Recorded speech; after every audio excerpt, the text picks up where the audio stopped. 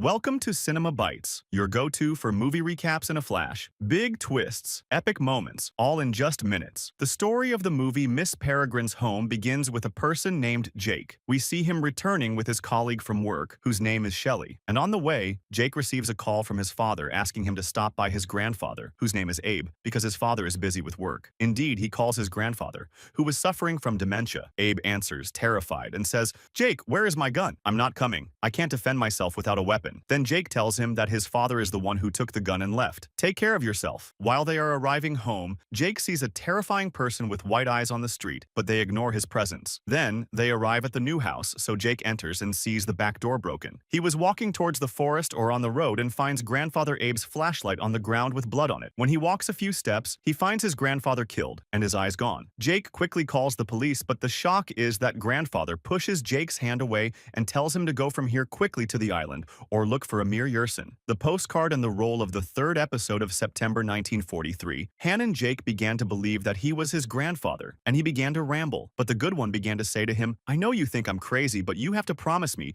that you will go to the place I told you about, and the bird will explain everything to you, or I should have told you this long ago." Meanwhile, grandfather dies and does not finish his words, and after that, a giant terrifying monster comes walking, and when Shelley comes to Jake, he tells her that the monster is behind us, and Shelley then shoots the monster in the back and kills it. After a month has passed since these events, we see Jake sitting with a psychiatrist treating him for the shock that happened to him. As for his grandfather's case, it was closed after they said that the dogs attacked the back door, and this is what made the grandfather run to the forest. Or he had a heart attack and died a natural death, and this was confirmed by the forensics who found animal DNA inside the grandfather's wounds. But Jake is still sticking to his opinion and believing the monster that he saw in the forest. But no one believes his words, and after that he remembers his grandfather who used to tell him about his childhood and the house he lived in addition to Miss Peregrine, who used to run the house and could turn into a bird. And the house was full of peculiar children like Bronan or Victor, who had the strength of 10 men, or Hugh, who had bees in his body, or Emma, who was lighter than air and wore special shoes made of lead that the pilot Aaron gave her. All these years, Jake was the only one who believed in his grandfather's stories and words, and now we move to another scene and we see Jake packing his grandfather's things, and when he returns home, his family surprises him on his birthday. After that, his Aunt Susie gives him a wrapped book and tells him that this book is from your grandfather Abe, and when he opens the book, he finds a postcard from Peregrine inviting him to come to the island. So Jake shows the card to his psychiatrist, and the doctor then convinces Jake's family to take him to the island, or to the house where his grandfather lived, to make sure that Abe's words are just a fantasy. Jake travels with his father to the island, and when they arrive, they take a room in the only hotel there. Then Jake asks his father to take him to the house. His father gathers a group of boys and offers them money in exchange for taking his son to the house. Jake and two boys go to the house and begin explaining to the boys the rest of the way, and he refuses to complete the road alone. Then Jake sees a huge, abandoned, or completely destroyed house. So he returns to the hotel and learns that this house was destroyed by the German Navy during the war, which dropped a bomb on the house in 1943 and destroyed it and killed everyone inside. The next day, Jake goes to the house again and he sees the pictures on the ground. When he goes up to the second floor, he sees a girl in front of him calling him Abe's name. He gets scared and goes down quickly, but he is shocked when he sees two children hiding behind the door and looking at him. He gets scared and runs quickly until he falls to the ground or bumps his head and faints. And when he wakes up, he finds himself on the back of a small girl as she rolls him on the ground and goes next to the other children. At that moment, Jake is shocked when he sees Emma and the twins, and Aleph Bronan, and also the invisible Millard, and he thinks that they are dead. But Emma tells him, "None of us is dead, and I called you Abe because you look like your grandfather." Then they take him with them inside the loop, but Jake is afraid and runs away from them and returns to the hotel. And the shock for him is that the hotel is now a restaurant full of people, and he tells them that "I am Nazi Hannon," so they accuse him of being a spy and attack him. But suddenly the restaurant items start to break as if an invisible person is destroying the place, and suddenly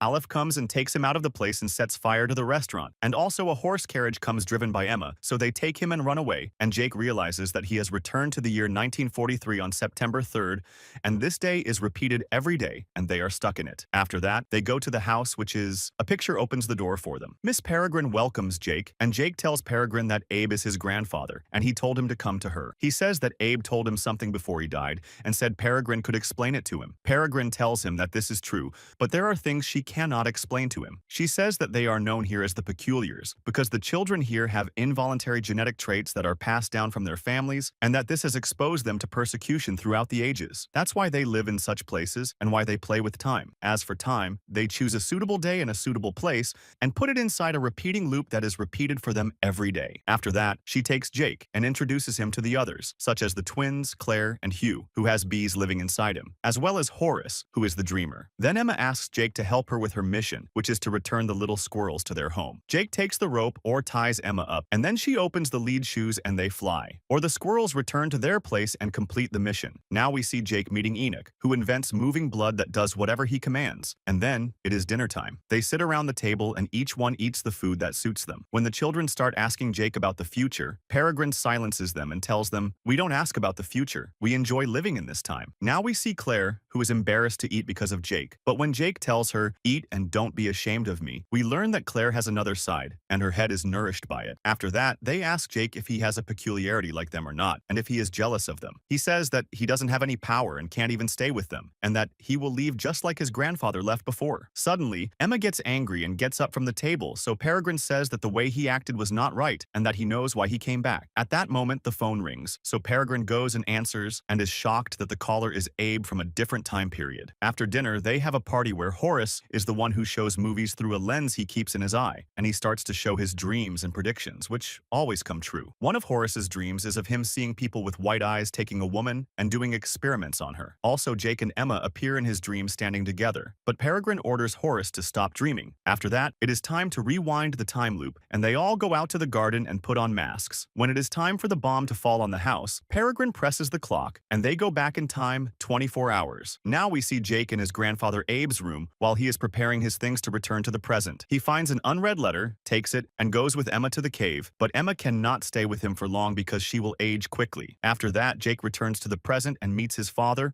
who was looking for him and asks, "Where have you been all this time?" Jake lies and tells him he was with the children who went with him to the house. But halfway there, Jake and his father come across the children next to an animal pen, and we learn that the sheep in it died suddenly. The shepherd is standing by the children, asking who is responsible. Jake's father says they were together the whole time and have nothing to do with it, but the shock is when the children say Jake wasn't with them. The father realizes Jake lied and spent the whole time inside the house alone, so he takes him to the hotel, gets angry, and says Jake can't go anywhere except with him. After that, Jake opens the letter he found in his grandfather's room and learns that it is a warning from Abe to Peregrine in 2016, warning her about Mr. Barron's group, who are in the hall and were photographed by chance. The goal of this group is to destroy the time loop. The next day, Jake wakes up and leaves his father, goes to the beach, and meets a writer named John, whose style is a bit strange. At night, Jake sneaks out of the room without his father noticing and goes down to the ground floor, but sees John and the hotel owner in front of him. So he goes up and escapes from the hotel window. He goes to the house, and when he sees Peregrine, he asks her about the letter he found and about Barron's group, and asks her to explain to him. But Peregrine gets angry and refuses to answer any questions and leaves. At that moment, Jake sees Enoch standing at the door with Aleph. When Jake asks Enoch to tell him the truth, Aleph prevents Enoch and tells him, "You promised Peregrine not to give him any information." Jake says, "Enoch, come. I know someone who will tell you everything and will be able to escape punishment." He takes the boy, whose name is Victor, and who is dead and missing his eyes, just like Jake's grandfather. But Enoch uses Victor's artificial heart to wake him up and make him talk. At that moment, Jake gets scared and leaves the room quickly, and when he goes downstairs, he sees Peregrine and the children getting ready to go out for a walk outside the house, so Jake goes with them. On the way, he asks Emma about who killed his grandfather, or about the people with white-eyed people who are in Barron's group, because he saw one of them on the day his grandfather died. So Emma takes him to her special place to show him a picture of one of them. After that, they ride a boat and go out to the middle of the sea, then dive down to one of the sunken ships, At this time, Emma creates an air bubble for Jake so he can breathe inside it. When they enter one of the ship's rooms, Emma uses her ability to control air to blow the water out of the room so they can move around easily. Now, we see her taking out a box for Jake and showing him pictures of the people with white eyes. Barron sees their leader, who is the same person Jake saw that day. Emma tells him that this group was attacking houses and killing the people in them, and that his mission is to kill this group and save people from their evil. Few remain from this group, and yes, his grandfather retired, but he was born to protect Jake, and Jake is special like them, because only peculiars can enter the time loop. To prove this, she takes him and returns him to the house in one of the corners of the garden. We see Miss Peregrine waiting for something, and suddenly a hidden monster appears in front of her. It's the same monster that killed Victor. Peregrine knows the time it will come because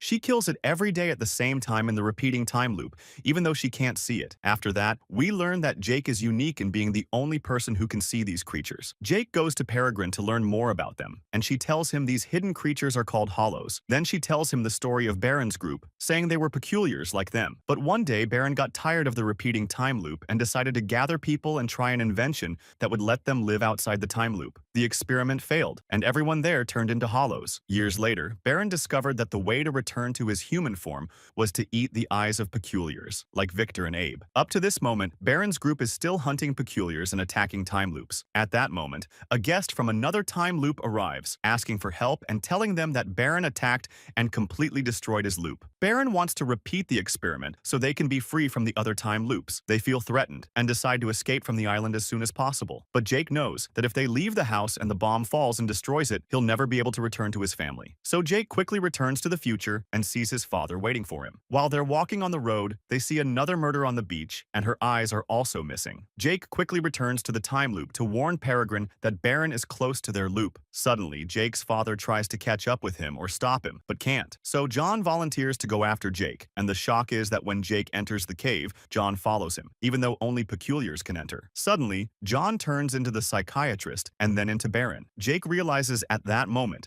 that Baron was able to impersonate these people until the cave is destroyed. Then Jake threatens him and makes him take him to the house. When they arrive, Baron threatens Peregrine and orders her to transform into a bird or come with him so he can perform the experiment on her, telling her if she doesn't agree, he'll kill Jake and all the children. Peregrine is forced to lock up the children and transform into a bird and go with Baron. When the children get out, they try to close the house's exits so the hollows won't attack them, because they're invisible, and their only hope is Jake. The first victim is the woman who came to warn them. Then a hollow enters the house and chases them to the second floor, but they manage to escape at that moment before the bomb falls and blows up the house and the hole inside it. The time loop shifts, and the children are in a difficult situation because they don't know what to do without Peregrine. They decide to go to Baron to save Peregrine from him. They go to Emma to use her power to lift the abandoned ship from underwater and use it to go to Baron's location. They have a map that shows all the time loops, but if they enter the new loop, Jake will go back in time and find his grandfather alive. They all decide to use this loop. They manage to locate Baron, so they go down to an amusement park and find Baron on the train, preparing for the experiment. Jake tells them the plan, which is to go and scatter the hollows surrounding Baron. At this time, the children carry out the plan, distracting the hollows and making them chase after them. The children hide and throw colors and snow on the hollows so they can see them. At that moment, Enoch animates all the skeletons inside the ship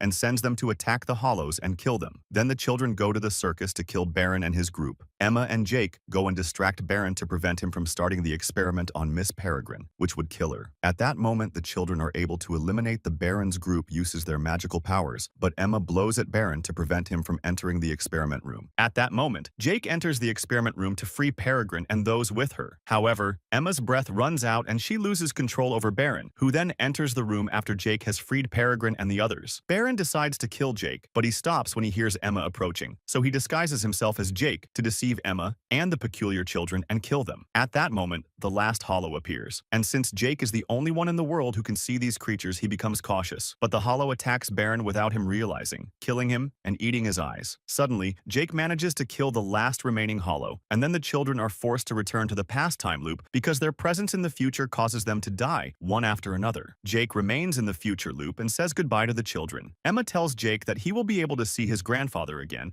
by going back in time before his grandfather dies. After that, Jake returns to his grandfather and begins to tell him everything that happened. Either because he had previously embarrassed him with his girlfriend, his grandfather makes Jake repeat the mistake, giving him the map that contains all the time loops and money to travel with. After that, Jake keeps traveling through all the time loops until he finds his girlfriend Emma and Peregrine. When Jake finally finds her, he decides to live with the peculiar children because he has become special like them and has started to develop supernatural abilities that only a small percentage of them possess. Here the movie ends. I hope you enjoyed it as much as I did. If you did, make sure to subscribe for more awesome content. Thanks for watching, and I'll catch you in the next one.